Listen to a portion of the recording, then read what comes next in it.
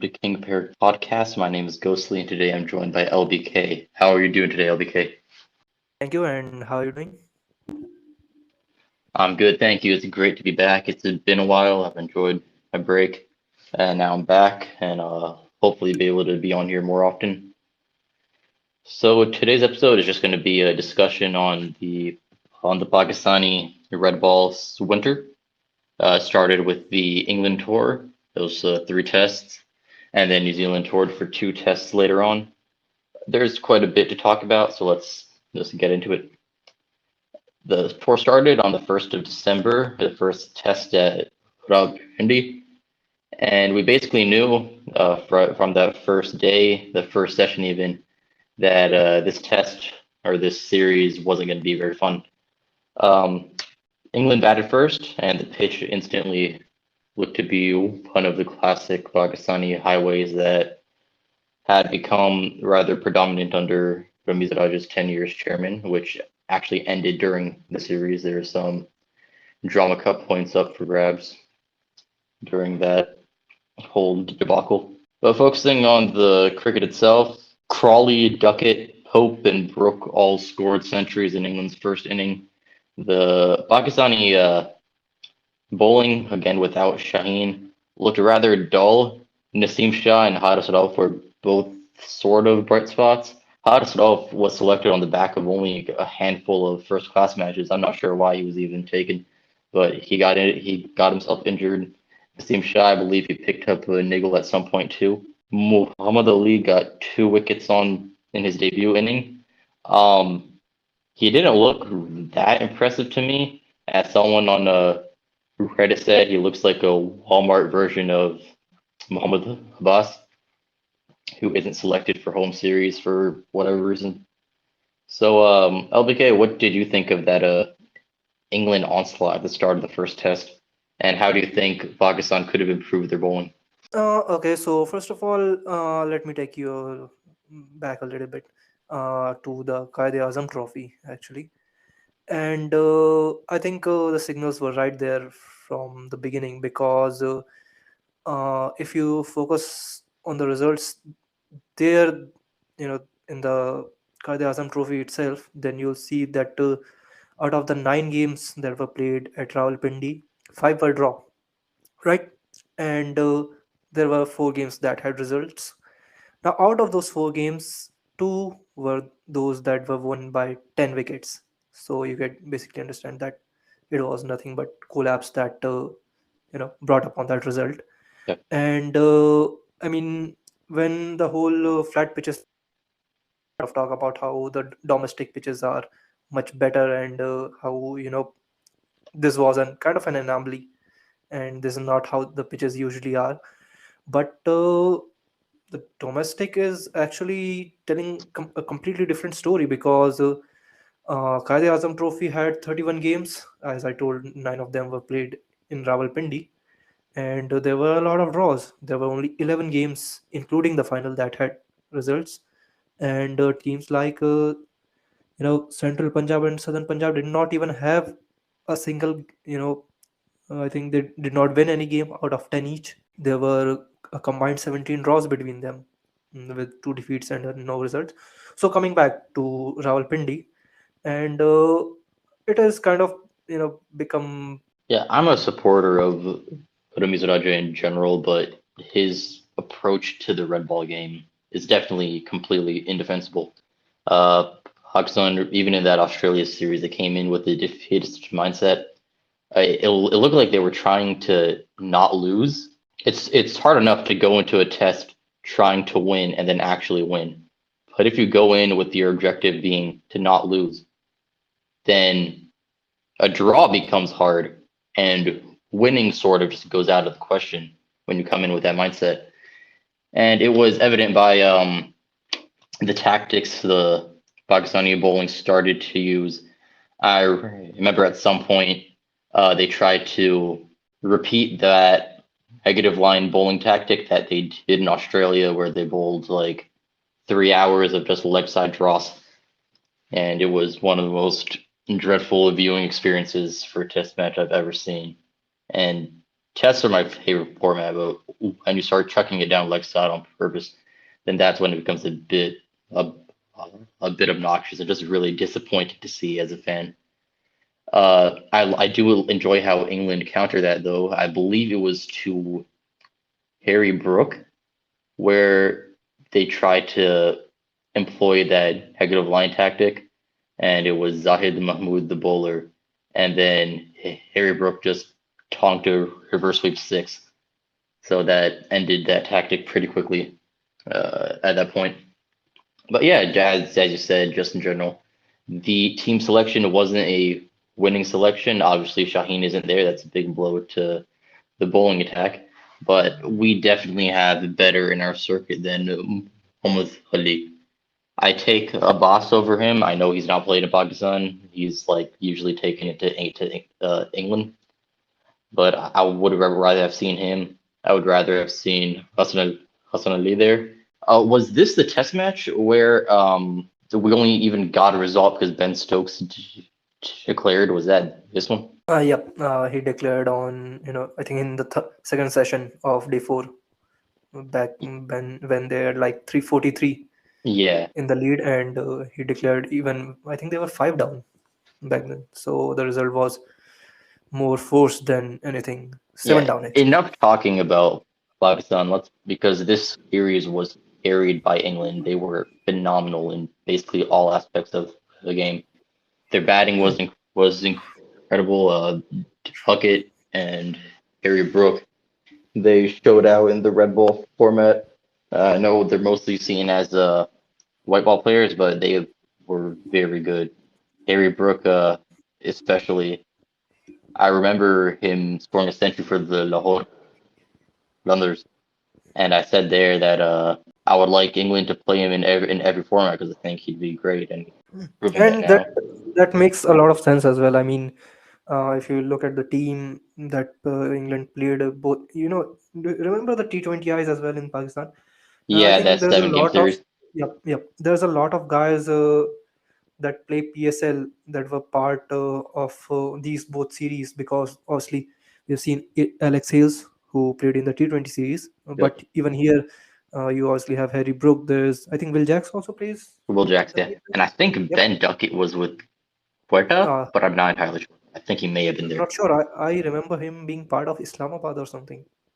Not sure, but You're yeah, I've probably seen right. Ben Duckett. Yeah, yeah, Yep. yeah, yeah. He played for So Samba. Uh, actually, I was going to postulate this much later, but I think this is a good point to bring out here. Uh, Remember, I think when there were early years of IPL, when not a lot of international players used to play it, and they'd usually go away once their own series arrived. So I think same can be said about PSL as well. I mean, not that, but once these tournaments get big, obviously the international players play in them as well. And what happens is once obviously we have seen Liam Livingston being there for several years now. Obviously, Yeah, Will Jacks and Harry Brook are there, so it kind of helps these players, understand. Obviously, Harry Brook plays with Shaheen Shah Afridi and Haris Rauf, so I think they have a decent understanding of what Pakistan would do or what Pakistan could do in the format, especially because Haris Rauf wasn't even experienced in the red ball format, so they knew he had limited tricks up his sleeve, and I think that is what they did. Whatever experience there was, it was brought into play completely, and it showed because the people who were involved in PSL were probably the most successful ones in the game itself and in both series as well. yeah. And I'm not saying this is why he didn't perform good, but by Joe Root's own standards, this was a pretty poor outing for him the whole three tests. And I don't Hmm. think he's ever played in Pakistan before, has he? I don't remember. No, no, no, No. he's not. No. Was it Ben Stokes' first time too? I think it was, right? Yep, He these are wasn't all there. 90s born player, and I don't think any of them Yeah, is I playing don't think out so. of the I PSL think once the they only got. one who returned who wasn't a PSL player or in that T20 side was James Anderson. I Yep, think James Anderson he was was on that the tour part of 2005 tour as well. Only the other person to return here was Marcus Trescothick, actually, who is actually the as a batting coach. coach of England. Yeah, Yep. So no other player. Yeah, but Ben Stokes, if we could talk about his captaincy for a bit, he basically pulled the game out of absolutely nowhere. And the last hour of that game was nailed setting stuff. That was peak test cricket that last hour. It's Yep. where, where I'm at. It starts at 12 a.m. and that whole night I was up. I believe it ended at around 6:30 a.m.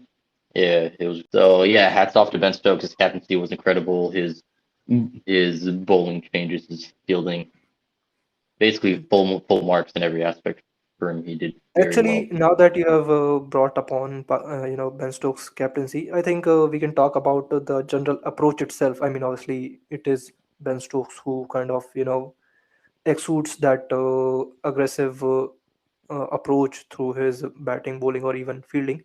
But even talking in general, comparing the approach that England came with and comparing the approach that Pakistan came with, I think I have something what I remember from the first test, because we remember that accelerating at a really good pace. But from there on, when Pakistan had the chance to kind of put England down, because remember, had Pakistan gotten to 750 something, then there was a good chance that England could have folded early. And actually, we saw them in the second innings how quickly they were going. So there was a good chance that they could have maybe used that urgency to create a collapse. But instead, I mean, what happened, because Yeah, Pakistan themselves collapsed then and there. And I think that was kind of the moment that explains this whole series in a nutshell, because there were a lot of times where Pakistan was ahead in the game, and yet they let the initiative slip through their hands. And that is probably what hurt them the most in each game. yeah, I agree. It was completely about approach. And if you were to compare the two, of course, the word used around the England circuit for the way they play is basketball, and that's usually used in the context of when they're smashing sixes in a test match. But more than that, I forgot who it was who said it, but the main goal of basketball isn't just to come in and play test matches like a T20. It's to get a result. So when Hmm. Pakistan was playing to not lose the match, and England was playing a result-oriented form of test cricket, trying to get a result, whether it's in their favor or against them, then there was only going to be one outcome. There's only one crossover between the two, and that's an England win, and that's what happened all three times. In every test, we never really adjusted from that. And I do feel bad for Wasim Shah. I believe this is the second time in a test match he was put in this situation where he's kind of trying to rear guard on day five. The last time was that Mount Maunganui test in New Zealand. Yep, I forgot 2020. who. Yeah, I forgot who he was batting with. But I think it was Abbas only. a bust. Yeah, yeah. He always finds himself in these kinds of situations. Even in the second New Zealand test, he was there at the end too. Yeah, that's the first test. So we spent a bit of time on that. So let's move on to the next one. Yeah, so the second test was at Multan.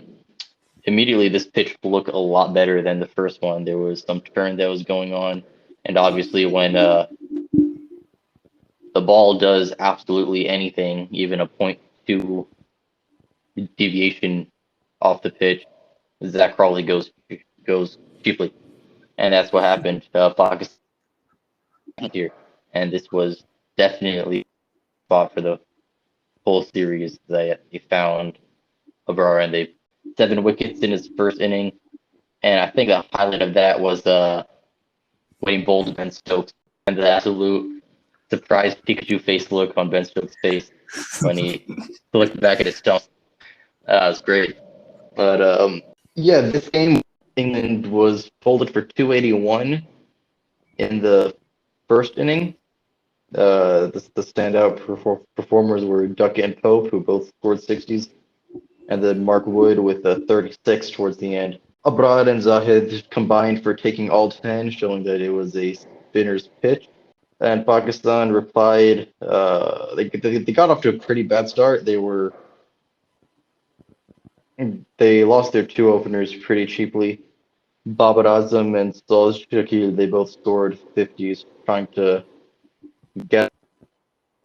They ended up folding for 202. Jack Leach, once again, the spinner making it work. He did a very good job. England responded. They had a lead of one, 328. and once again, Zach Crawley Oh won yeah. cheaply. That's right. Ben Duckett did phenomenally once again, along with Harry Brook. Abrar Ahmed was once again the highest wicket taker. He had four, and Zahid and Nawaz took the other two. The spin bowlers didn't really have a good time of it. I mean, the quick bowlers didn't have a good time at all. Uh, in the whole test, not if I'm not mistaken, not one Pakistani fast bowler took a wicket. Yep. And then Pakistan had, I believe, it was like 1.5 days just to, Actually, they had, I think, more than that, almost yeah, 5 sessions.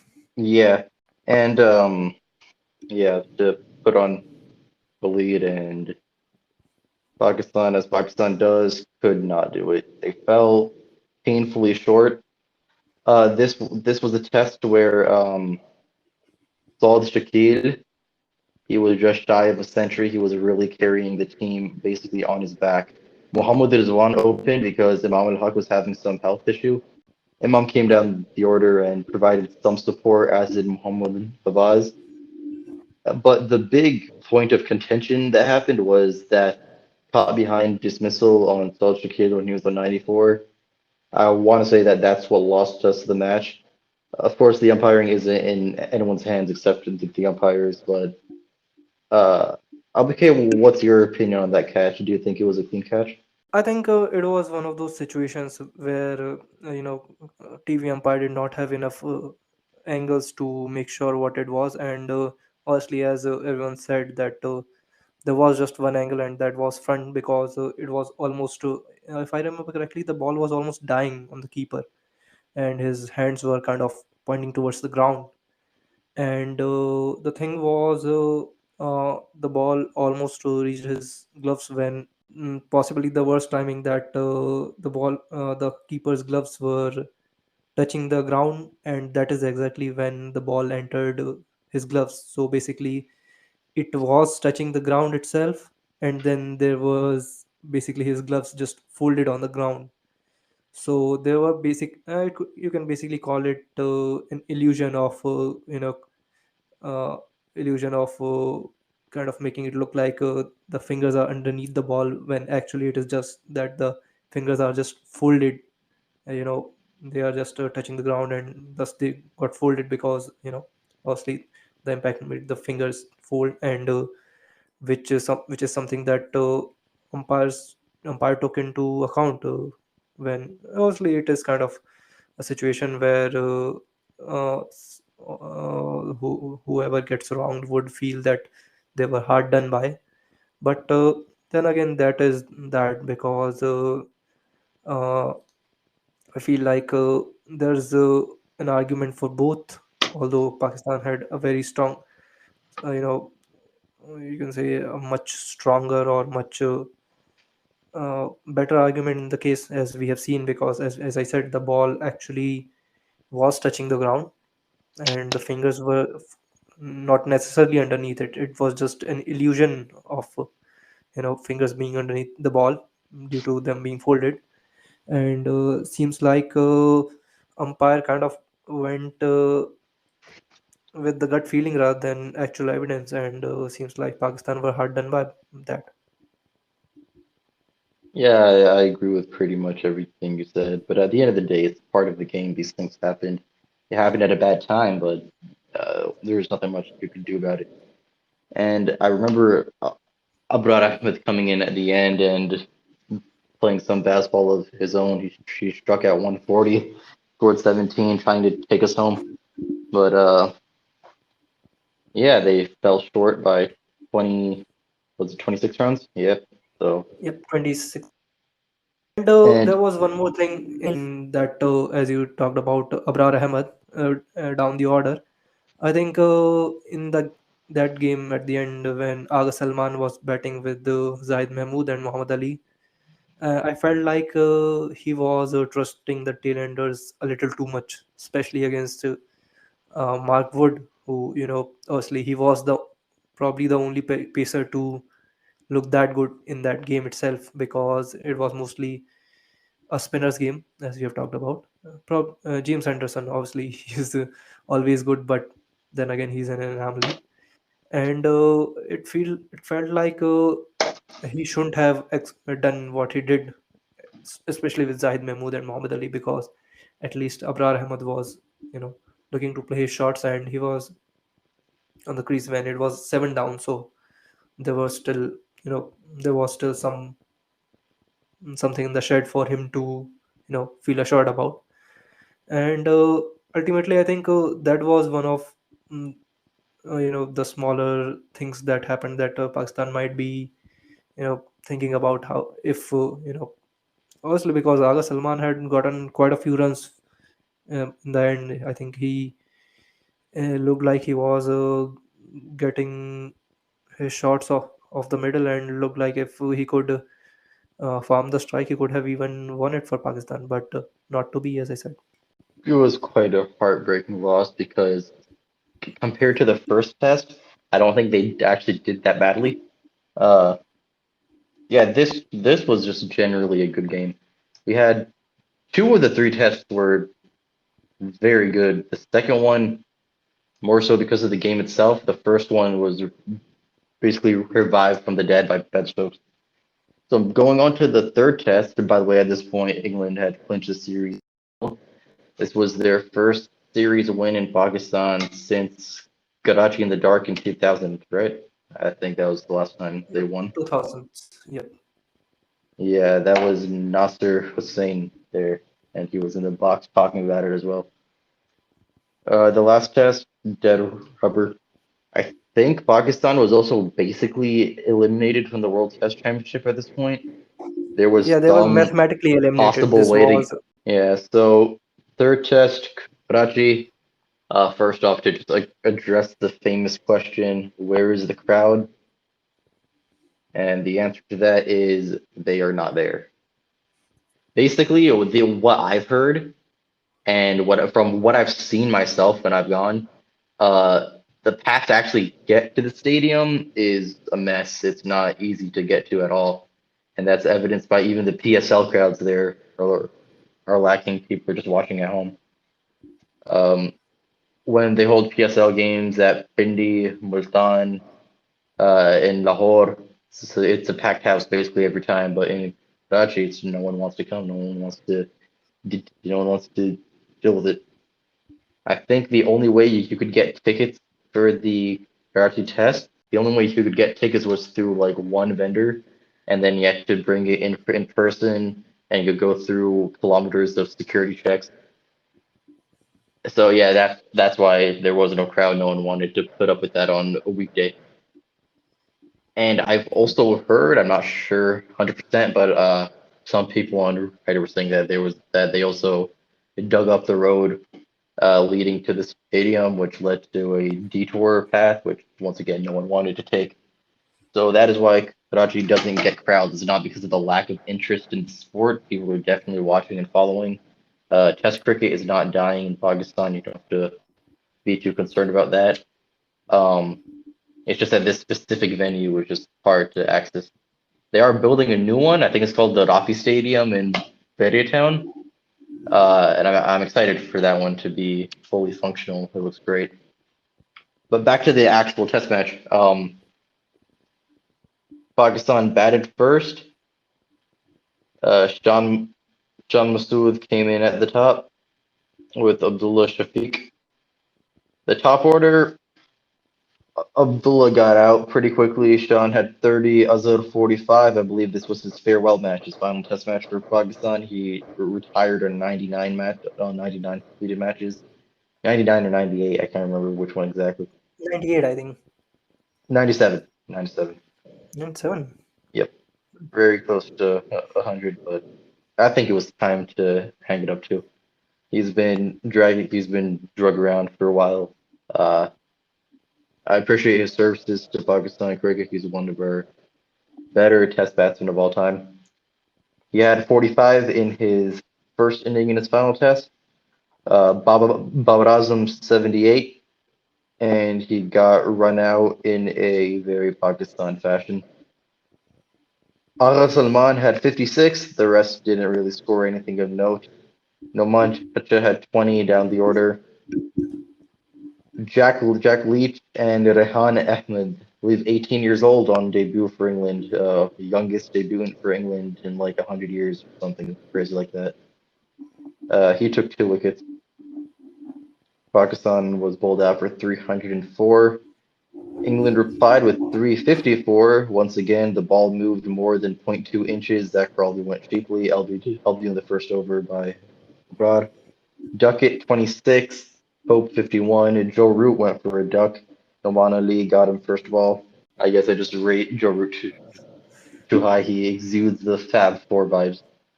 Um, Yep, he is still really great though. yeah, Harry Brook, he had a century. He was the mainstay of the inning, followed by 64 by Ben Folks. Mark Wood and at 35, Ollie Robinson at 29. They were a bit annoying for Pakistan down the order.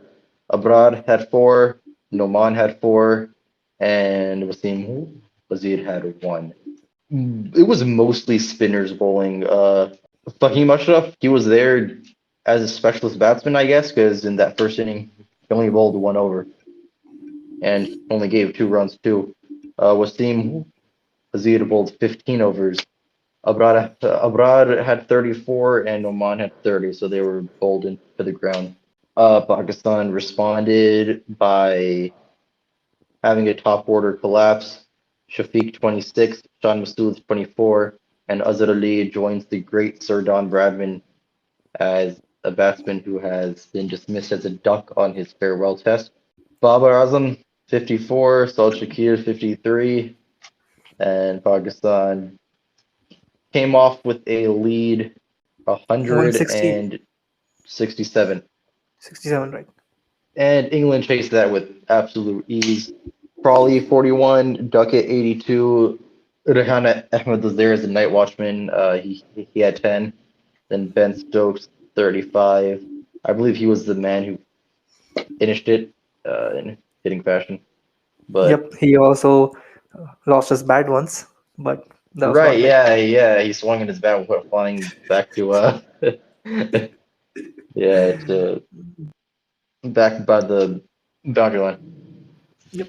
And that is one great thing about Ben Stokes because you could actually see that in Joe Root's reign as captain, the general morale or general mood around the English team had gone really, really grim, I think, especially around the Ashes and the West Indies series because the West Indies series was a really weird time. They were actually getting decent runs, but every game was ending in a draw, and then that last game happened where I don't know, it was a really weird game where England I think won 90 for 9, then there was a 100 run partnership for the last wicket, then somehow West Indies still got a lead, and then England folded again. So I think at that point, when everyone was pointing out how they won one game out of 17, and there was a lot of the whole kind of England was kind of becoming a laughing stock because of that. You know, there was a term being thrown around. I think it was a red ball reset or something, and there was one was thinking this is the new buzzword for England for a few days because that's when they decided to make Brendan McCullum the coach because I think it was Silverwood who had resigned as the coach, and I think what Ben Stokes managed to achieve, and it is something that shows in this series as well, is how you know England is generally united as a team, especially in the red ball. Even Yeah. there's a lot of times. in white ball cricket when you can actually see them not being as united as a team, because white ball is a little more kind of individual. Individualistic. Yep, where things can go well for you even when the whole team is not doing well. But that doesn't happen in red ball, as we've seen, because Joe Root was really good all these years and England was still struggling. But now I think there's a really different vibe going around with the whole team, because seems like they are following a unilateral approach. There's Hmm. no second thought being put in. Almost everyone is chipping in their own way, and I think that is what defines the difference between Pakistan's current red ball setup and England's red ball setup, because England are willing to take the risk to seize the initiative, while Pakistan were kind of satisfied playing the way that they usually play and waiting for kind of the initiative to get to them by just taking time and seeing where it takes them, while England were kind of coming at them rather aggressively. And as I talked about the first test, where Pakistan were actually uh, you know relatively ahead. I mean, you cannot exactly call them ahead, but at 400 for three, they were relatively ahead compared to England, and they still let it slide. And then it happened again in the second game when England were, I think, 240 for 9, and they still managed to get another 40 runs thanks to Mark Wood and James Anderson. And it kept happening because it happened in third game as well, where I think it was Mark Wood and Ben Fowkes who got a 50-run stand for the eighth wicket. Yeah.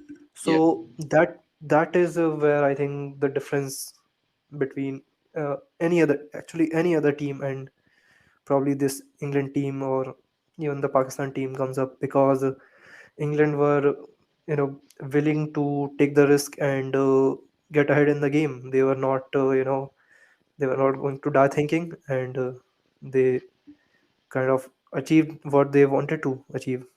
As we saw, Yep. they did what they did here. They did what they did in that New Zealand series as well at home, and it is a simple approach after all. I think they just don't want to put any pressure on uh, either their bowlers or batters.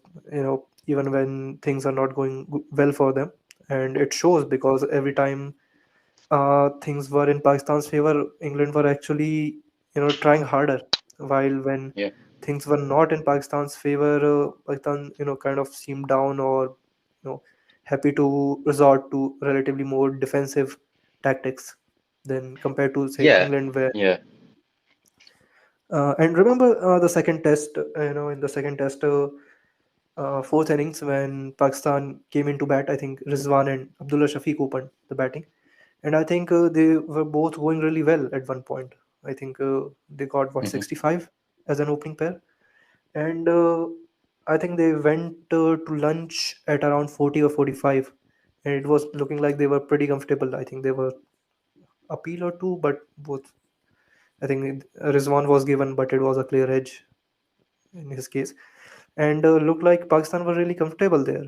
But then obviously English fast bowlers, they had a really good show of reverse swing, which actually we were expecting from Pakistani bowlers. Especially, I think someone told me that Mohammad Wasim and Fahim Ashraf are were in the team especially because they could bowl reverse swing. But we did They not barely see a bowled. lot Yeah. of it. We did not see a lot of it from them. But I mean, at least let's say James Anderson, he is obviously a 20-year veteran. But someone like Ollie Robinson or even Mark Wood, who are both coming here for the first time, and how well they bowled in these conditions was pretty appreciable. So again, coming back to my original point, it is how every time things were not in England's favor, they were willing to put in the hard yards and gain the initiative, whereas Pakistan didn't look like doing it. Yeah. And oh, yeah, of course, congrats to England. They were tactically phenomenal. I'm very excited for the Ashes this year. They'll be great. And going back to Joe Root. Um, in his whole Test career, he's been dismissed on the Golden Duck 3 times. I think the reason why you remember it being more common is because two of them happened very close to each other in the 2019 Ashes. Once at Lords, once at Manchester, and then in Pakistan this year. So it's been 3 times for him. And in Okay. the interest of time, as I'm running a bit low, let's quickly recap the New Zealand series. Both tests were held in Karachi due to smog. One was moved out of Multan. That first test, the pitch was pretty flat, but it wasn't as bad as it all pretended, I think, but it was still pretty bad. The first inning, Pakistan batted. They posted 438. Babar Azam scored a 161. And then Aghal Salman scored a 103 at the end. Safraz in his comeback test scored 86 before uh, playing at a shot outside the stumps and getting caught behind. It was a good first inning. It was a great return for Safraz. It's a great story to see him back and playing in front of his home crowd or lack thereof a crowd in Karachi. Southey had three. Wagner had one. Ajaz, Bracewell, and Ish both had two apiece. New Zealand replied phenomenally. Latham had 113. Conway fell on 92. Kane had a double century, and they declared on 612, so they had quite a lead. One of the interesting things about that first Pakistan inning is that I don't know if they were trying to emulate baseball or what, but Shafiq, Imam, and Sean all got out playing these weird aggressive shots. Shafiq wandered down the ground and got stumped. Sean Masood did the same thing, and Imam would later run down the ground and smack one, which he got caught at. I think it was hit on or hit off. But yeah, it was strange batting. They returned back to more traditional batting with the rest of the lineup, but I think that was worth mentioning. Yep. And And then yeah, yeah, please go on. Please. no, no, one. What I was saying is actually I did not follow the first hour or so, live, but it seemed like Pakistan were looking to be a little more aggressive than they were previously because, as you said, early on there was kind of a lot of effort being put in to being positive, and as you saw later on, once the Sarfraz and Babar partnership kind of built up, the run rate got much better once they were kind of in.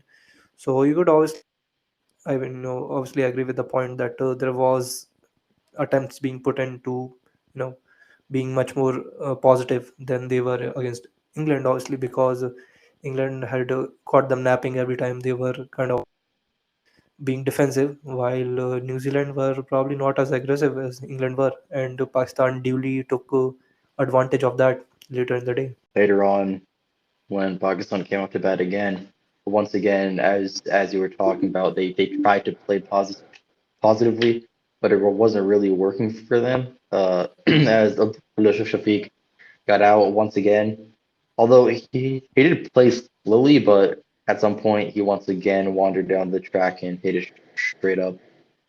Imam got stumped on 96. He was furious with himself. I remember him throwing his bat down at the right outside the boundary line. Yeah, he deserved his 100. He played well, but he just kind of lost it at the end. He once again he came down to the track and got stumped. I'm not sure why our batsman started running down against the spinners when it clearly hasn't been working. But yeah, he fell for 96. Babar Azam fell for 14. Safraz scored yet another 50, aided by Zasol Shakil 55, and Wasim Wazir scored 43. Pakistan would score 311 in their first inning. I mean, in their second inning, I'm sorry. And then, interestingly, this was on day 5. There wasn't a lot of time left. Maybe it was less than a session, definitely. think there was Yep, 20 there overs left. was 15 overs. Yeah, 15 after the break. And then Babar Azam thought he was Ben Stokes and he declared. And what ensued was uh, pretty embarrassing. We got saved by Alim Dodd and his light heater. New Zealand would have chased that down easily. Uh, I I have no idea what Babar was trying to do. I think he tried to make it look like that Pakistan was playing result-oriented cricket, but if they were, that declaration was really pointless. If anything, it just hurt morale more seeing how the bowlers got tonked around. Yep. But yeah, that And first test the ended thing up in a was, draw. uh, the whole last hour debacle, especially because Pakistan had done well to get a decent lead. I think the lead got to 138, right? Yes, they got up there. Yep. So I think there was no real need there to going that way, especially when the lower order had done really well. I think it was Mohammad Wasim alongside South Shakil Yep. who helped build that lead. And I think leaving it to that and maybe letting Mohammad Wasim actually got out, or letting Yeah. South Shakil get the last, what that was, 25, 30, a little more, would have been much better. But as you said, there was an attempt to make it a little more interesting. uh, it was more of one of those situations where Pakistan actually put themselves in a lot of trouble, because even though I think we can all agree that in subcontinent there's not going to be a lot of light once the clock hits 5:30, and then there's it is more of a countdown to when the light meters would be out. And I remember checking the score right before Pakistan declared around 305, or 300 was when I checked the score, and I knew, because obviously this is winter and light does not stay. It's not that bright once the clock hits 5:30 or 5:45, and it was almost that time. I think it was 5:15 or around that.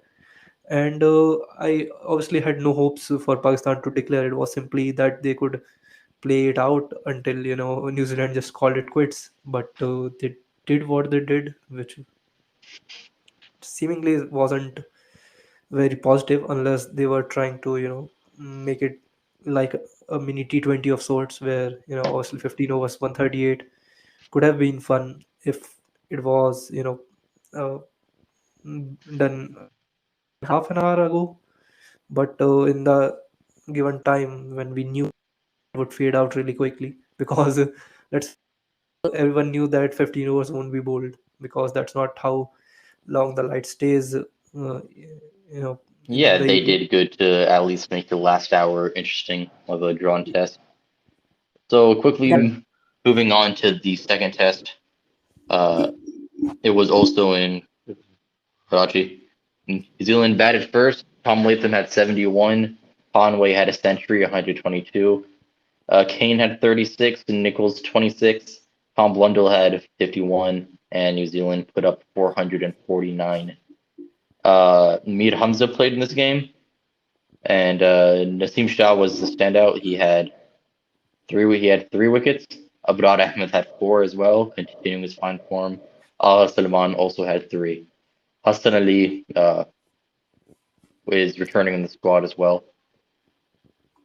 And Pakistan responded. Abdullah Shafiq, he had 19. Imam had 83. John had 20. Babar 24. Sol Shakil had his maiden test century, 125 runs. Safraz another 50, 78 runs. Agha Salman 41. And then the tail did next to nothing as we scored 408 in response.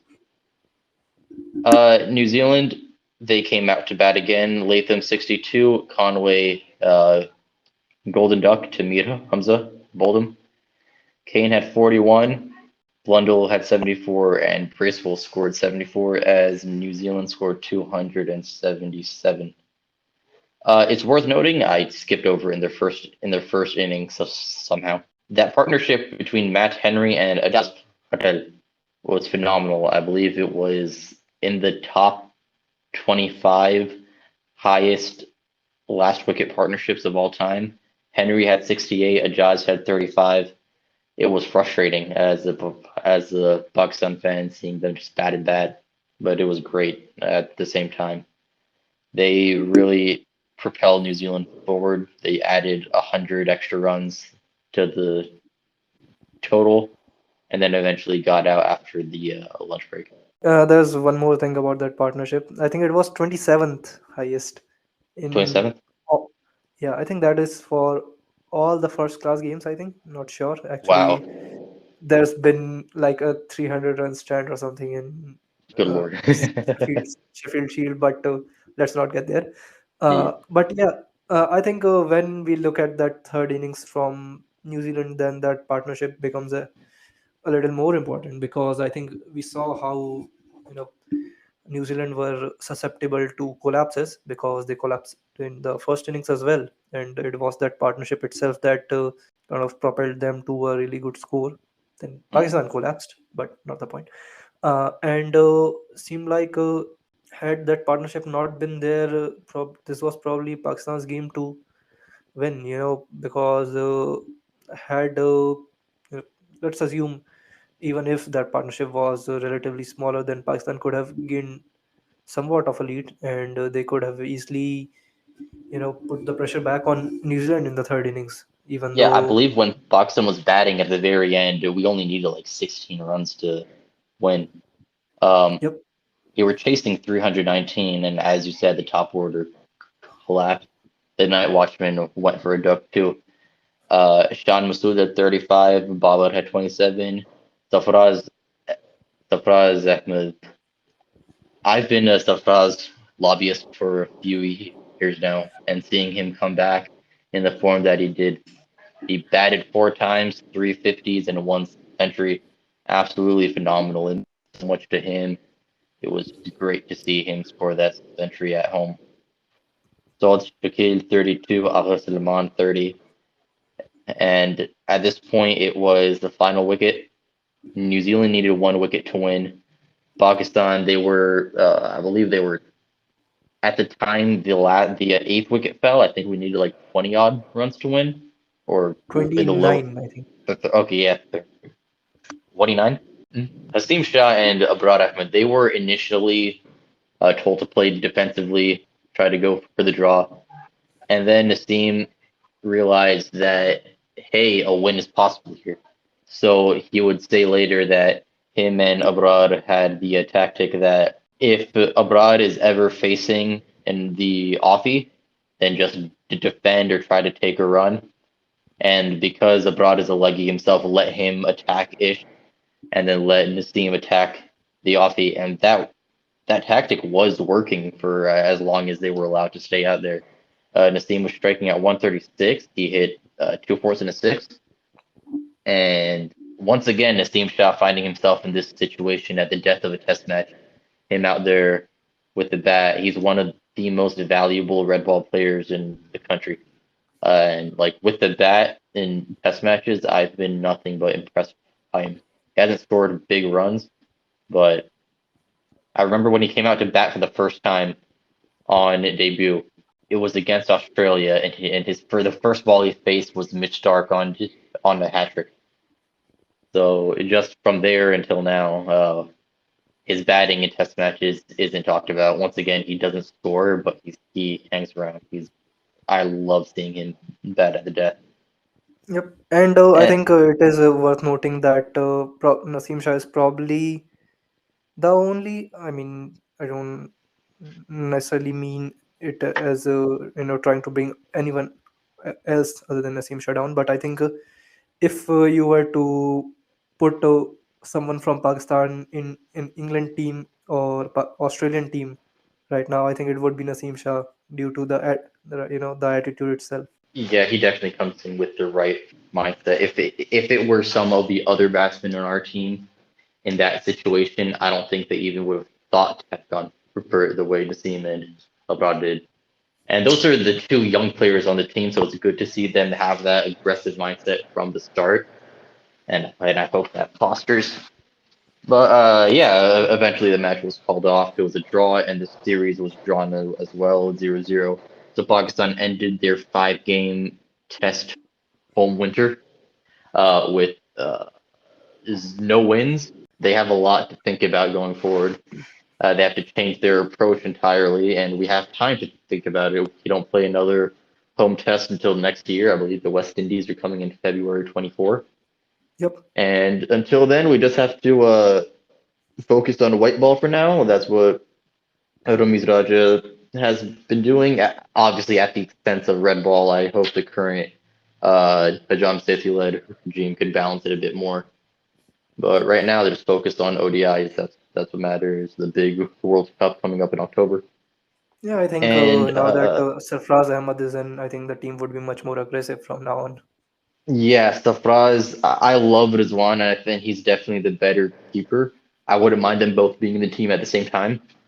Yeah, Safraz has definitely proved his worth. And that's all for the series. It was great going over it with you. Do you have any final thoughts, LBK? Yeah, I think the final thought, again, it is pretty much still the same that the defensive approach from Pakistan was what kind of brought it down generally, and same was kind of shown here and there by New Zealand as well. But the England part was actually very enthralling in general because they kind of you know brought a life to the game that we usually do not see on flat pitches. Usually, Yeah. I think for us it is mostly just high scoring draws, but they kind of brought the whole game alive with their Hmm. approach. And as a final statement, I'll just say that I hope they could get it together. I still enjoy Test cricket the most out of all the formats. It would be a shame to see if Pakistan, a country where cricket is the only sport, they failed to shine its most classical format.